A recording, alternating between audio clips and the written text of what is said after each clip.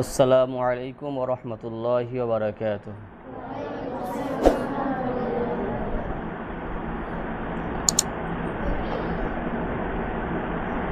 নাহমাদুহু ওয়া নুসাল্লি আলা রাসূলিহিল কারীম, আম্মা বা'দ। ফাআউযু বিল্লাহি মিনাশ শাইতানির রাজীম। বিসমিল্লাহির রাহমানির রাহিম।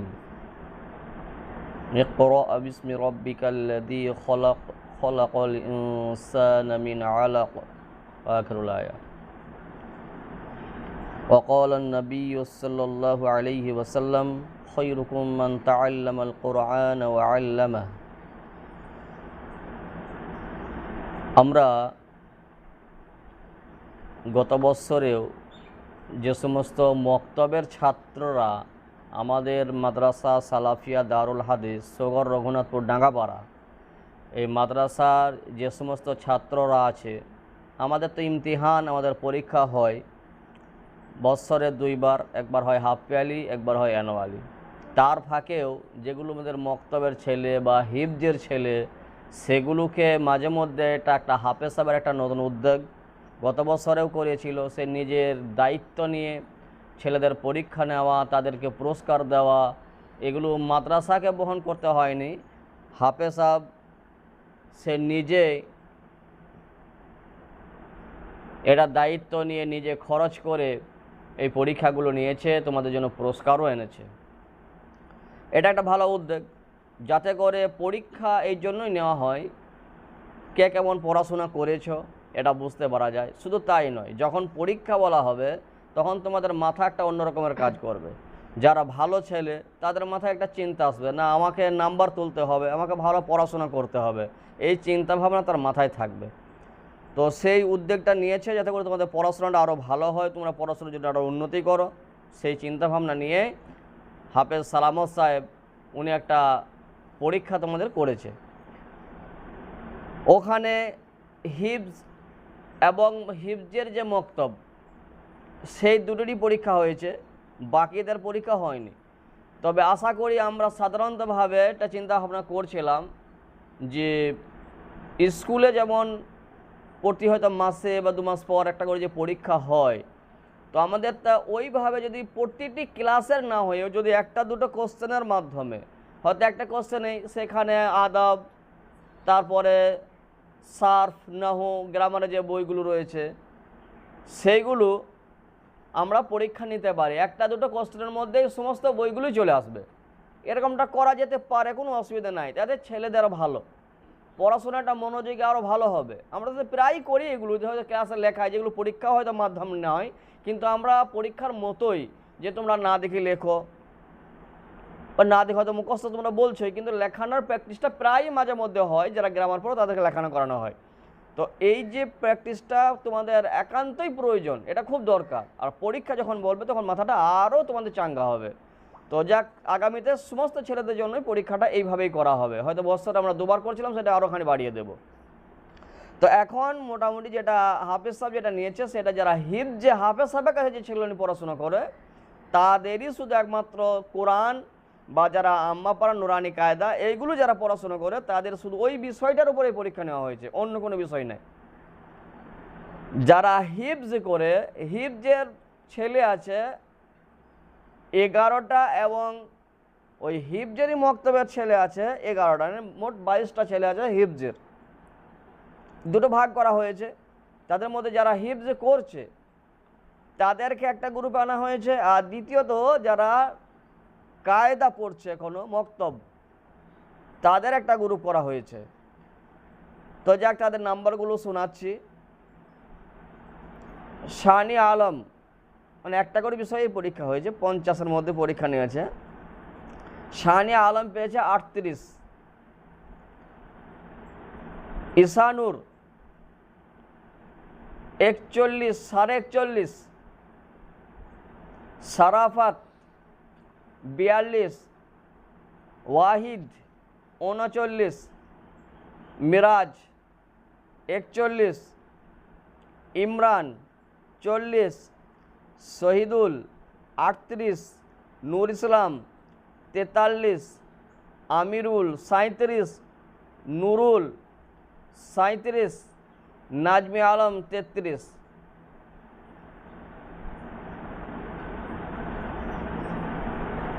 আর যারা রয়েছে কায়দা মক্তব, যারা ফাইজুল 27, রিজওয়ান 29, রবিউল 27, সোহেল 45, শামিম 50, মকসুদ 48.5, আজমত 49, রহমত 48, শফিকুল 44, সৈয়ব 20 এবং হাসান 39। বেশ, এই যে মোটামুটি নাম্বার বলা হলো, খারাপ কেউ না, সবাই তুলনামূলকভাবে ভালোই নাম্বার তুলেছে। হয়তো দু একজন আছে তাদের মধ্যে মাঠা তারা নাম্বারখানি কম পেয়েছে, বাকি সব নাম্বার মনে হয় ঠিকই আছে। আরও ভালো করে পড়াশোনা এগিয়ে যেতে হবে, যে আরও বেশি কী করে নাম্বার তুলবো এই চিন্তাভাবনা মাথায় রাখতে হবে। আসলে তোমাদের আরও পরীক্ষা যে আছে, হাফ ইয়ারলি পরীক্ষা, অ্যানুয়ালি পরীক্ষা, এগুলোতে তোমাদের মার্কশিটও থাকবে, তোমাদেরকে রেজাল্ট হাতে দেওয়া হবে, তোমাদের বাড়িতে গিয়ে তারা রেজাল্ট দেখবে। তো সেইভাবে তোমাদেরকে প্রস্তুতি নিতে হবে। তো যাক, তোমাদের জন্য হাফেজ সাহেব পুরস্কারও এনেছে। একটা গ্রুপে 4 জন করে বাছাই করা হয়েছে। যারা মক্তবে রয়েছে, হিফজে যারা মক্তবে আছে, তাদের মধ্যে প্রথম হয়েছে শামিম, 50-এর মধ্যে 50 নাম্বার পেয়েছে। আর দ্বিতীয় হয়েছে আজমত শেখ, এ 49 নম্বর পেয়েছে, 1 নম্বরে কম বেশি। তারপরে তৃতীয় হয়েছে মকসুদ 48.5, এর থেকে হাফ নাম্বার কম বেশি। আর 4 নম্বর হয়েছে শেখ রহমত, এ 48 পেয়েছে, মানে এর থেকে হাফ নম্বরেও কম বেশি। মানে এত নাম্বার যে একবারে বিশাল ব্যাপার, এদের হাফ নাম্বার 1 নম্বরে এভাবে এদের কম বেশি হয়েছে। তো আশা করি সবাই ভালোই পরীক্ষা দিয়েছো। ওই নাম্বারটা একটু কম বেশি হবেই, ওটা স্বাভাবিক। ফার্স্ট সেকেন্ড থার্ড করতে গেলে নাম্বারটা করতেই হবে, আর না হয় প্রায় সবাই সমান সমান হয়ে গিয়েছে। বেশ, আরও ভালো করে পড়াশোনা করবে।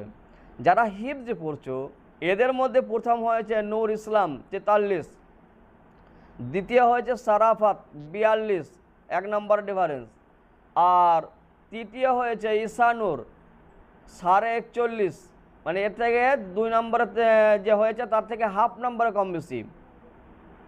আর মিরাজ পেয়েছে 41, মানে তৃতীয় নম্বর যে হয়েছে তার থেকে ওর আবার হাফ নম্বর কম বেশি। মানে সবাই তুলনামূলকভাবে একই সমান সমান নাম্বার পেয়েছে, কিছুটা কম বেশি হয়েছে। মাশাআল্লাহ, আমরা হাফেজ সাহেবের কাছ থেকে মূল্যবান কিছু তথ্য শুনলাম। আমরা নিজেদের জীবনগুলোকে বদলানোর চেষ্টা করব, কারণ জীবন গড়ার সময় হলো এটাই। দেখবে যখন কমররা ওই আগে কলসি পাওয়া যেত, মাটির হাঁড়ি পাওয়া যায়, এখনও পাওয়া যায়, তো এগুলো আগে চালু বেশি ছিল। এগুলোকে গড়ার সময়ে যেভাবে তুমি গড়বে সেভাবেই ও তৈরি হবে। পাকার পর কিন্তু তৈরি হয়ে যাওয়ার পর ওটাকে ভেঙে কিন্তু আর গড়া যাবে না। তো তোমাদের এটা হলো সময়। এই সময়টা কীরকম সময়? হাদিস এসছে যে পাথরের দাগ কাটার মতো। যেমন পাথরের দাগ কাটলে সেই দাগ চিরস্থায়ীভাবে থেকে যায়, দাগ মুছে না, ঠিক শিশুকালে যে শিক্ষা নেওয়া হয়, যেটা মুখস্থ করা হয়, এটা ওভাবেই থেকে যায়।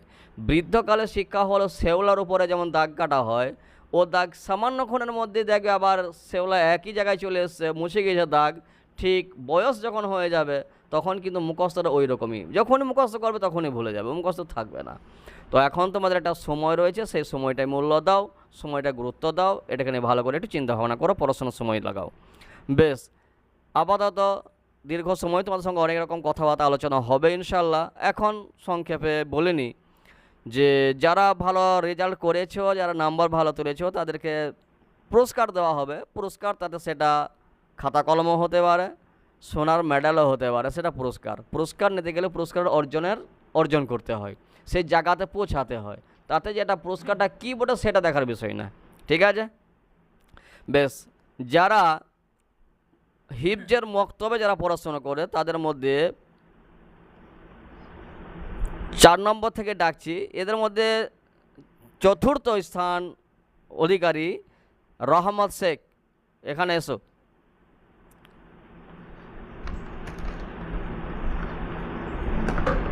এই পুরস্কারটি তুলে দিয়েছেন আমাদের শিক্ষক মৌলানা তোফাজ্জল সাহেব।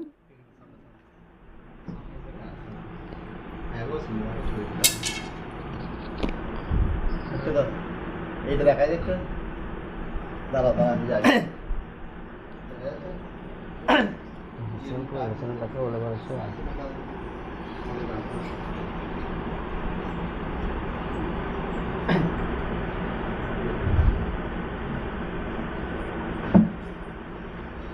এবং এদের মধ্যে দ্বিতীয় হয়েছে শেখ আজমত, দুই ভাই। বেশ এটা ছেড়ে দাও। বেশ, এটা দ্বিতীয় হয়েছে। মৌলানা নিসার আলী সাহেব, উনি পুরস্কার তুলে দিচ্ছেন। এবং তৃতীয় হয়েছে মকসুদ, শেখ মকসুদ। এসো, একটা বিষয় এখানে মৌলানা সালামত সাহেব পুরস্কার তুলে দিচ্ছেন।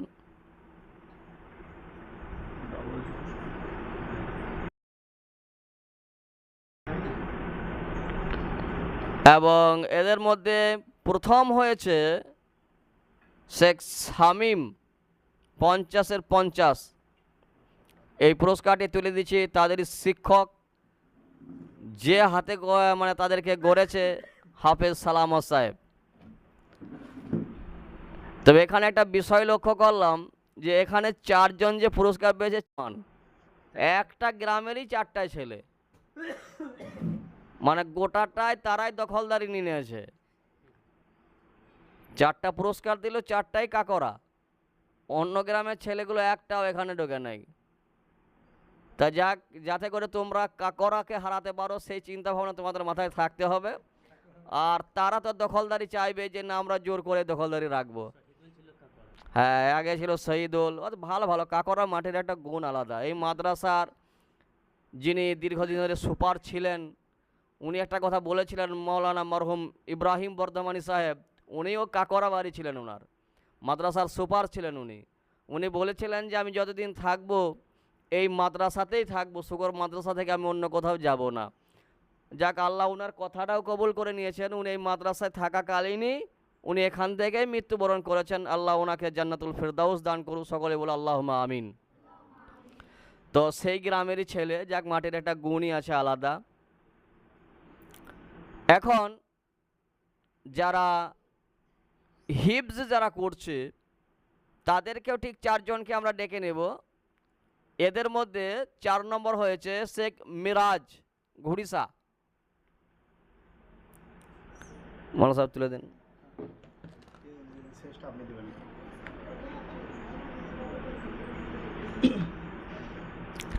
তৃতীয় হয়েছে শেখ ইসানুর, সুগর।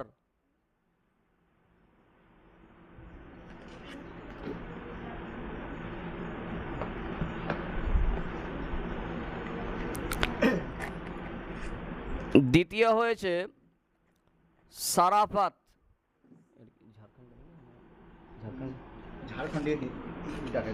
ঝাড়খণ্ড।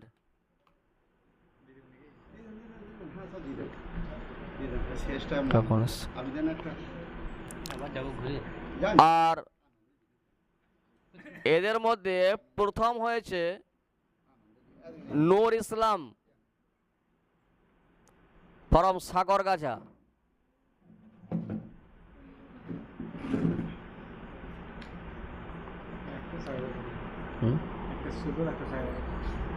আমি মনে শুধু সাগরগাছা ছিল।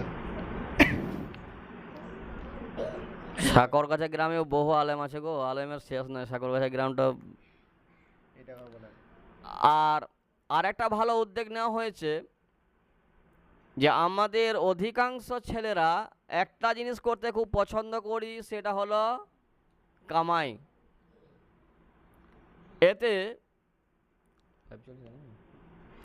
আমাদের গার্জিয়ানদের উদ্দেশ্যে আমি একটা কথা বলবো যে আমরা গার্জিয়ানরা খুবই অনীহা। ছেলে মানুষ করতে গিয়ে যে গার্জিয়ানদেরকে সব থেকে বড় একটা দায়িত্ব পালন করতে হয়, সেটা আমরা গার্জিয়ান হিসেবে ভুলে গিয়েছি। আমরা এটা ভুলে গিয়েছি যে আমাদেরকে কাল কিয়ামতের দিন গার্জিয়ানের দায়িত্ব সম্পর্কে জিজ্ঞাসা করা হবে, যে আমরা সঠিকভাবে ছেলে মেয়েদেরকে মানুষ করেছি কি না, তাদেরকে দিনী শিক্ষা দিয়েছি কি না, তারা সৎ পথে চলেছে কি না, এই জিজ্ঞাসাবাদ তাদেরকে করা হবে। যদি সঠিকভাবে তৈরি করতে পারি আলহামদুলিল্লাহ খুব ভালো, আর না হয় কিন্তু এর খেসারত আমাদেরকে পেতে হবে। তো এই ছেলেদের পেছনে, ছেলে মানুষ হওয়ার পেছনে একটা বড় ভূমিকা থাকে, সেটা হলো পিতামাতার, মা বাপের। আর মা বাপের ফজিলত এই জন্য আল্লাহ তাআলা কোরআনে দিয়েছেন, তারা প্রচুর পরিমাণের ফজিলত পাবে, কারণ তারা কষ্ট করে বাচ্চাদেরকে মানুষ করবে। তো মানুষের মতো মানুষ করতে হবে। যদি এই ছেলেগুলোকে আমরা এটা ভাবি যা কোনো রকম সামান্য পড়ে নেক, বড় হবে, কাজ করতে পাঠিয়ে দেব, এই উদ্দেশ্য যদি থাকে তাহলে উদ্দেশ্য সফল আমাদের হবে না। তবে যাকে আমরা প্রতিটি মা বাপ এই চিন্তা ভাবনায় রাখি, ছেলেদেরকে মাদ্রাসায় দিয়েছি, তারা দ্বীনি শিক্ষা অর্জন করবে, দোয়া দরুদ শিখবে, আমাদের জন্য অর্থাৎ মা বাপের জন্য তারা দোয়া করবে, কিয়ামতের দিন যাতে করে সুপারিশের আমরা রাস্তা পাই, সেই চিন্তা ভাবনা নিয়ে দিনের কাজের জন্য ছেলেদেরকে আমরা মাদ্রাসায় পাঠিয়েছি। তবে আমরা ছেলেদেরকে পাঠানোর পরে এই যে ছেলেরা কামাই করে, কখনো দেখছি কার কোথাকার একটা বিয়ে আছে, যেতে হবে, ছেলেদেরকে ছেড়ে দিন। এইগুলো নিয়ে সব থেকে খারাপ জিনিস। আমরা পড়াশোনা করেছি, বাইরে গিয়েছি, সেখানে পড়াশোনা করে এসেছি, আমরা এই দিকগুলো কখনো খেয়াল করতাম না। আরে জীবনে বেঁচে থাকলে আল্লাহ যদি তাদেরকে বাঁচিয়ে রাখে তাহলে জীবনে বহু কিছু পাবে, বহু জায়গা বেড়াতে যেতে পারবে। কিন্তু আমরা মা বাবারা একটু ইলাম বাজার যাবো, বলো না ছেড়ে দেন, সাথে করে নিয়ে যেতে হবে, কোথাও কুটুম বাড়ি যাবো সাথে করে নিয়ে যেতে হবে, কারোর মাথা ব্যথা হয়েছে সাথে করে ছেলেকে নিয়ে যেতে হবে। এই চিন্তা ভাবনাগুলো থেকে আমাদেরকে বেরোতে হবে। ছেলের কামাইটা হলো সব থেকে পড়াশোনার ক্ষতির সব থেকে বড় বিষয় হলো পড়াশোনা কামাই করা। একটা ছেলে যদি সে মাদ্রাসায় ক্লাসে বসে থাকে, যদি পড়াশোনা নাও হয়, তাহলেও ক্লাসে বসে থাকলে সেটা তার কাজে লাগবে, পরক্ষণে তার মাথাতে আসবে যে না এই পড়াটা আমি শুনেছিলাম। কিন্তু সে যদি ক্লাসেই না থাকে তাহলে কখনো পড়াশোনা করেও সেই পড়াটার উদ্ধার করতে পারবে না। ক্লাসের টাইম শিক্ষক যেভাবে বোঝাবে সেটা অন্য টাইমে ওটা হয় না, অতএব ক্লাসের ফাঁকি দেওয়াটা হলো সব থেকে বড় ক্ষতিকারক। তাই গার্জেনদের উদ্দেশ্যে একটা কথা থাকবে যে আমরা ছেলেদেরকে মানুষ করার জন্য ছেলেদের চিন্তা ভাবনা রেখে, তাকে মায়া এটা নয় যে আপনি ভালো মন্দ বিয়ে করে গিয়ে খাবেন, ছেলেটা খেতে পেল না, এইটা আপনাকে যেমন মায়া লাগছে না ছেলের সাথে করে নিয়ে যাবে, এটা আপনি ক্ষতি করছেন, এটা মায়া দেখাচ্ছেন না, এটা ক্ষতি হচ্ছে তার। তো যাতে করে ছেলেদের ক্ষতি না হয়, ছেলেদের পড়াশোনা কামাই যেন না হয়, এই দিক দিয়ে পিতামাতাদেরকে সজাগ হতে হবে, গার্জেনদেরকে সজাগ হতে হবে। তো আমাদের হাফেজ সাহেব এই দিকটা একটা চিন্তা ভাবনা রেখেছে যে মাদ্রাসা এসেছে, রমজানের পরে পরে যখন মাদ্রাসা চালু হয় তখন থেকে ছেলেগুলো এসেছে একেবারে কোরবানির ছুটিতে বাড়ি গিয়েছে। সেই রকম ছেলে আমরা পেয়েছি হাতে গোনা মাত্র 3টে ছেলে, যে ছেলেগুলো একবারও বাড়ি যায়নি। সেই ছেলেগুলো হচ্ছে 3টেই ঝাড়খণ্ডের ছেলে, মুর্শিদাবাদের কেউ আছে মনে নেই, সারাফাত, সারাফাতটা মুর্শিদাবাদ, ওই তো কুরবানি ঈদের পর থেকে কুরবানি পর্যন্ত বাড়ি যাবে এই দুটো বেশ। তো 3 জনকে এখান থেকে নেওয়া হয়েছে যারা একবারও বাড়ি যায়নি। তার মধ্যে সারাফাত এর মুর্শিদাবাদ, ওয়াহিদ আছে আর সৈয়ব, এই 3 জন একবারও বাড়ি যায়নি। এরা বাড়ি হচ্ছে মুর্শিদাবাদ, ঝাড়খণ্ড, দূর এলাকা। তো সেখানকার কিছু ছেলে আছে তারা হয়তো কেউ কেউ গিয়েছিল, কোনো প্রয়োজন হয়েছে তারা গিয়েছে। এই 3 জন কিন্তু একবারও বাড়ি যায়নি। আমরা ছুটির দিনেও ছেলেদেরকে থাকার আমাদের ব্যবস্থা আছে, যারা গ্রামের ছেলে হোক বা আশেপাশে গ্রামের ছেলে হোক, আমাদের এখানে তো বিভিন্ন গ্রামের ছেলে আছে, আমরা তাদেরকে কখনো বলি না যে না মাসে থাকা হবে না, ছুটির দিনে তো মাসে চালু থাকে, কোনো অসুবিধা আমাদের হয় না। গ্রামের মানুষ তারাও সক্রিয়, তারা তোমাদেরকে ভালোবাসে, তাদেরকে খাওয়াতেও চায় যে ছুটির দিন রান্না করার প্রয়োজন নয়, আমরা বাড়িতে খাওয়াবো। এই যে চিন্তা ভাবনা গ্রামের মানুষেরও আছে, তারা তোমাদেরকে ভালোবেসে খাবার দেয়, তো কোনো অসুবিধা নাই। তোমরা যারা বাড়ি যাবো করো, দেখবে একটা সবসময় আগে বললাম, বাড়ি যাবো করলে কোনো পড়াশোনা হবে না, সবসময় চিন্তা ভাবনা রাখতে হবে পড়াশোনার জন্য সময় কী করে দেবো, এই চিন্তাটা রাখতে হবে। তো এই 3 জনকে আমরা ডেকে নেবো, তাদেরকেও পুরস্কৃত করা হবে। সারাফাত এসো।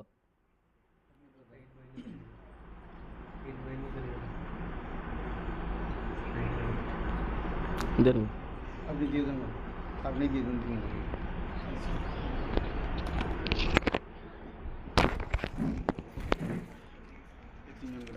সারা কথা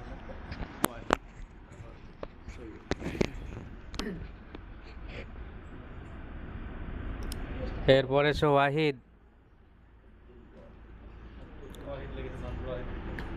ওয়াহিদকে পুরস্কার তুলে দিচ্ছেন আমাদের হেড মাওলানা আজিজুর রহমান সাহেব। সৈয়দ এসো। সোহেব নাই, ওর বদলে অন্য একজন কেউ আসুন। অন্য একজন চলে এসো, নিয়ে এলাম প্রাইজটা। না, আর সেই তুর্কি যে আছে ছেলেগুলো আচ্ছা তো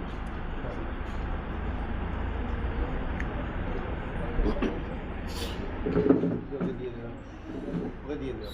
সৈয়ব নেই, তার পরিবর্তে অন্য ছাত্রের হাতে তুলে দিচ্ছেন মাওলানা আজিজুর রহমান সাহেব পুরস্কারটি। শেষ করে দেবেন তো?